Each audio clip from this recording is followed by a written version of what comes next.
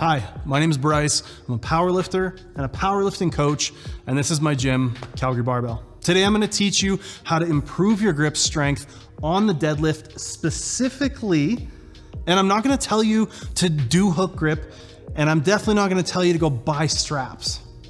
Before we get started, there's one thing I want to talk about though.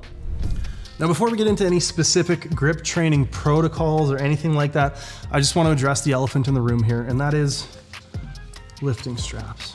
If you're somebody who's suffering from grip strength issues on your deadlift, but you're using lifting straps as a crutch, the very first thing you need to do is just take the Band-Aid off, folks.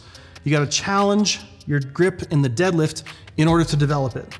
And I'd recommend, in order to do that, that you ditch the straps. No wrist straps were harmed in the making of this video, and Calgary Barbell firmly stands behind the use of wrist straps as a training tool, provided you don't have grip issues.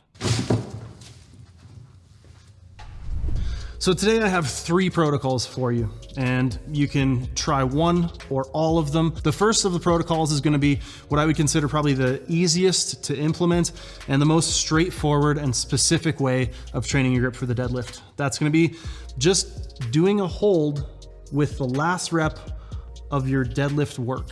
Now, you can choose to do that on multiple singles or at the end of a top set, but basically you're gonna choose one or multiple sets where the last rep you're gonna hold for, let's say 4 to 8 seconds. We don't want this to be incredibly impactful or limiting for subsequent deadlift work throughout the week, but adding a little bit of an intentional hold on the lockout of some of your deadlift work is gonna be the easiest way to pepper in some extra work and get that grip coming along. Now, there are some other options, so let's show you number 2. Now, protocol number 2 is gonna require that you set up either a rack or some high blocks, and you're gonna do a high rack or high block pull for some heavier grip training. Let me show you how.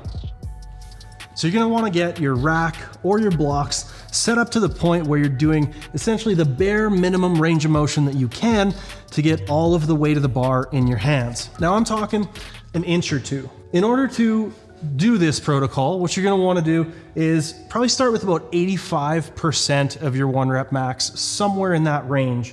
You're gonna do a very small little hold. Again, we want maybe 1 or 2 inches off the pins, not a big difference, because we don't want that bar to be coming crashing down on a rack. We don't recommend bending bars or disrespecting the equipment in any way, but getting these heavier weights in your hands, even if you can only do 2, 3, or 4 second holds, I would program this on an alternate day as a supplement to your deadlift training that you're already doing, and do maybe 2 to 4 of these kind of AMRAP holds. Over time, you're likely gonna wanna progress the weight on the bar, at least as much as you can without impacting your other training. That's our second protocol, and there's one more I'm gonna show you. The third and final protocol that I wanna talk about is gonna be a kind of sub-maximal, maybe more endurance-focused kind of training for your grip. And what we're gonna do here is we're gonna get maybe 55 or 60% on the bar. Again, you can add this as a supplement to your normal deadlift training, and you're just gonna do a single rep. You're gonna try to hold that for, let's say, 15 to 20 seconds. We want a lighter weight and longer hold for this protocol. The goal is to get the bar in your hands with weight on it and do a deadlift and hold it. This should be, again, in supplement to your other deadlift training, but we don't want it to impact things. And that's why I'm trying to give everyone watching a couple of different protocols and a couple of different intensities and ways to implement this. Try to find things that aren't gonna be disruptive to your training. So there's 3 different ways to do it.